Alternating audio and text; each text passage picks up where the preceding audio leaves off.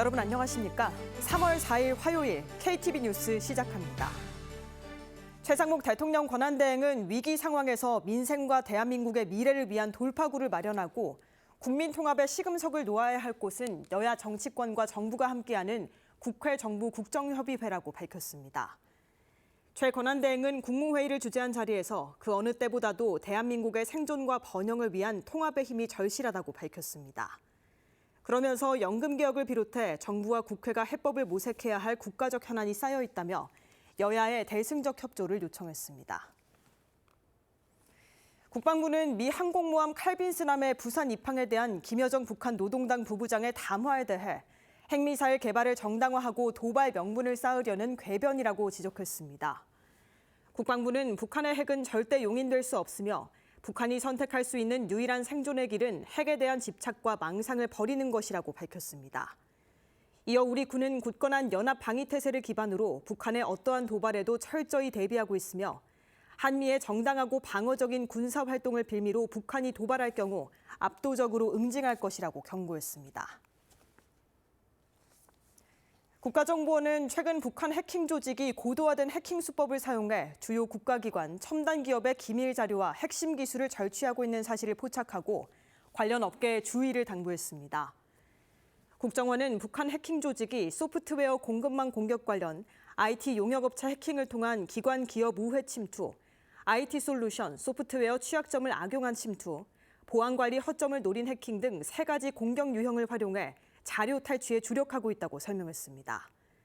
국정원은 소프트웨어 공급망 공격이 광범위한 피해로 이어질 수 있어 IT 공급자와 사용자 모두 경각심을 가져야 한다며 정부 합동 공급망 보안 태스크포스를 통해 2027년까지 소프트웨어 공급망 보안 체계를 제도화하는 등 공급망 보안 선진화에 노력할 것이라고 덧붙였습니다.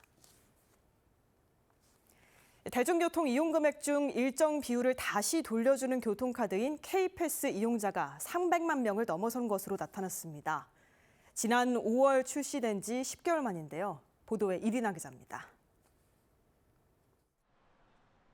전국 200여 개 달하는 지역에서 누구나 한 달에 15번 이상 대중교통을 이용할 경우 월 최대 60회까지 대중교통 이용 금액의 일정 비율을 다음 달에 돌려받을 수 있는 K패스.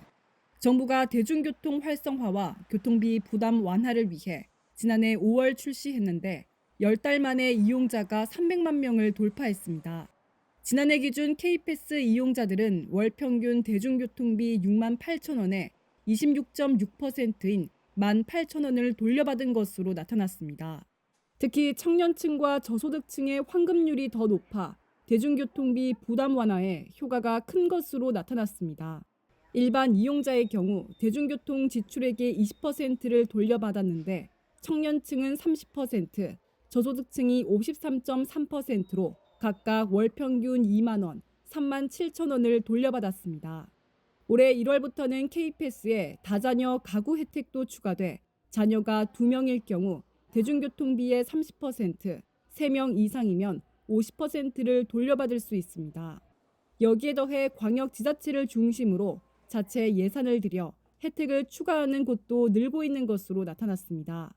더 경기패스와 부산 동백패스, 광주 G패스 등 6개 지자체에서 현재 맞춤형 K패스가 시행 중입니다. 이용자 증가에 더해 만족도도 높았습니다. 지난해 11월 조사 결과 이용자 13,000명 가운데 92.4%가 K패스에 만족한다고 응답했고 K패스 도입 이후 월 평균 대중교통 이용 횟수가 6.3회 는 것으로 확인됐습니다. 정부는 K패스가 국민들의 대중교통비 부담을 줄이는 대표 정책으로 자리 잡은 만큼 사용 가능 지역 확대와 더불어 이용자의 편의성을 높이기 위해 K패스 앱과 누리집을 이달 중 개선할 것이라고 밝혔습니다. KTV 이리나입니다. 교육부가 17개 시도 부교육감들과 신학기 준비 점검단 회의를 열고 학교 안전과 주요 교육 정책을 점검했습니다. 회의에선 지난달 발생한 대전 초등학생 사망 사건 이후 재발 방지 대책과 올해부터 본격적으로 도입되는 AI 디지털 교과서 현장 안착 방안이 논의됐습니다. 이주호 사회부총리는 학생과 학부모들이 안심하고 새학기를 맞이하고 교육개혁 과제들이 원활하게 도입될 수 있도록 노력하겠다고 밝혔습니다. KTV 뉴스를 마칩니다. 저희는 내일도 국정 소식을 한 걸음 더 빠르게 전해드리겠습니다. 함께해 주신 여러분 고맙습니다.